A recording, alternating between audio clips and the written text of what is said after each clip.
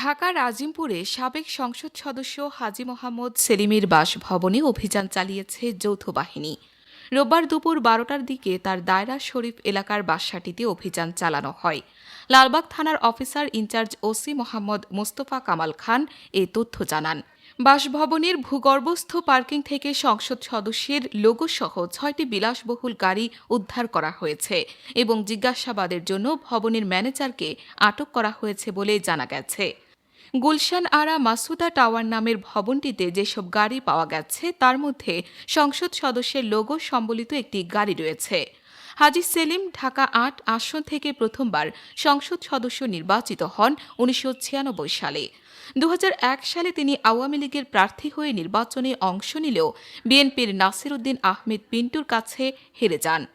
২০১৪ সাধারণ নির্বাচনে ঢাকা ৩ আসনে আওয়ামী লীগের টিকিট না পেয়ে স্বতন্ত্র প্রার্থী হন হাজী সেলিম। নৌকার প্রার্থী মোস্তফা জালাল মহিউদ্দিনকে হারিয়ে এমপি হওয়ার পর সংসদের ১৬ জন স্বতন্ত্র সদস্যকে নিয়ে জোট গঠন করেন।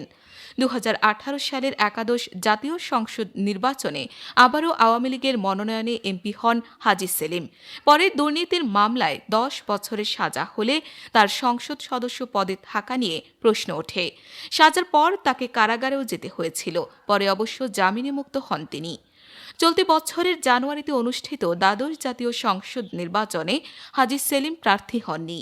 ছাত্র জনতার আন্দোলনে আওয়ামী লীগ সরকারের পতন হলে লালবাগ থানার একটি হত্যা মামলায় গত বছরের ২রা সেপ্টেম্বর তাকে গ্রেফতার করা হয়।